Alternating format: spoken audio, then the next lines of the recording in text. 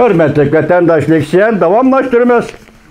Bugün Çislak 2021 yıl Hüseyin yayının 4.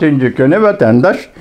Endeki mavzumunda, bu mavzuda tünü çarşamba günüdü, bir günde Aksaray'dan Prezident Joe Biden'ın stratejik siyaseti oturuğa çıktı.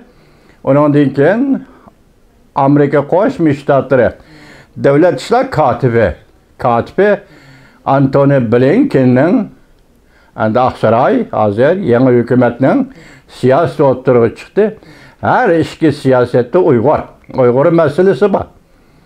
Biz bunun için pəxirlənimiz elbette hazır Amerika hükümeti dikkat kılıvatı deyimiz vatandaşım. Yani bu şunun bizden sizden aldıravatkanımız bir neticeni görüşümüz gerek. Bugünkü mavzu mundaq. Cungoga qarşı turuşni avvalqı gün tertipke qo'yish. Devlet İşler Katibi Antony Blinken'in tashqi siyosat to'g'risida so'zlagan nutqi dikkat qo'zg'adi. Mavzuli xabar 3. ayının 3. günü ben ve torbeti ilan kılın. Amerika avazıdır mı ilan kılındı. Ben bugün Amerika avazıdaki nüshası bu içe sizlerge sözleyeyim vatandaşlar. New York haftanın 3. günü. 3. ayının 3. günü Amerika Koşmuş Ştatları Devlet İşler Katibi Antony Blinken tüncü kıtım tashqi siyosat nutqi sözledi.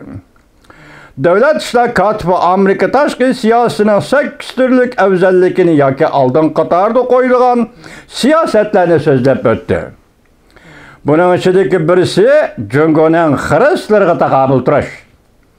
Va Devlet İşler Katibi Blinken mundaq ko'rsatdi. Jungo hozirgi muqim echib etilgan xalqaro tartiblarga nihoyat eg'ir xiris paydo qilgan birdan-bir davlatdir deyildi. Devlet İşler Katibi Antony Blinken mundaq takrorladi.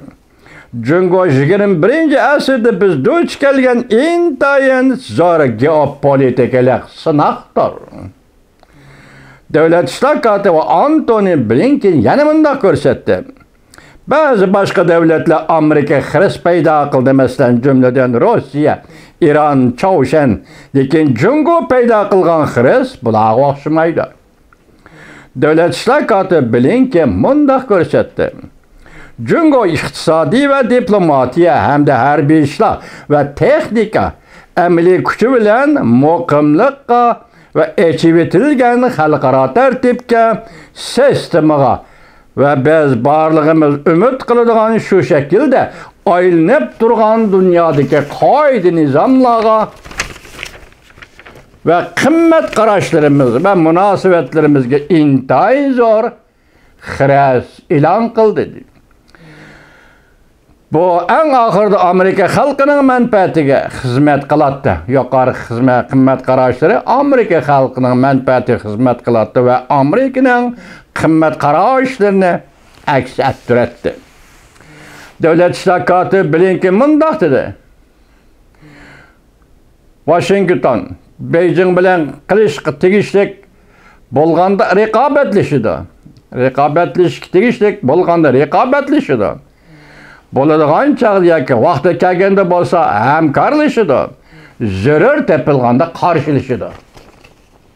Demak, bu shu 3 nuqtada qarasangiz, Washington xohlaganda Beijing bilan qilishga tegishlik bo'ladigan yoki raqobatlashadigan ishlar raqobatlashadi. U vaqti kelganda bo'lsa hamkorlashadi. Shundaq zarar topilganda bo'lsa Beijing bilan qarshilashadi. Devlet İşler Katibi Antony Blinken mundaq ko'rsatdi. Mayli qanday shaklda bo'lsin, biz amaliy kuchga tayanib Jungo bilan uchrashimiz. Amana kuchimiz ne? Amerika'nın kuchini ko'rsatamiz. Men boshdan nima dedim? Amerika bir og'iz gap qilsalar.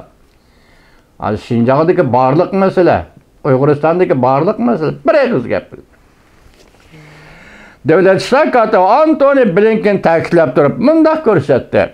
Amerika Jungoning xristianlarga taqobil turgan chaqda ittifoqdoshlar va boshqa davlatlar bilan hamkorlashib ish qilamas. Shuning uchun Antony Blinken ba'zi konkret tadbirlarni o'ttirg'i qo'ydi. Bular bizdan mundaq talab qiladi. Diplomatiyada xalqaro tashkilotlar ishida uchrashganda biz u yerdan chekinib chiqadigan bo'lsak, Jungo biz çekinip çıkan her kandak teşkilatı şu haman kirip keledi. Bundaqda bez Uyg'uristonda, Şinjan'da kişilik hukuk tajovuzga uchraganda, Hong Kongda demokratiya dafsanda qilinganda ko'krak kirib o'ttirg'i chiqib, qimmat qarashlarimizni qo'llaymiz.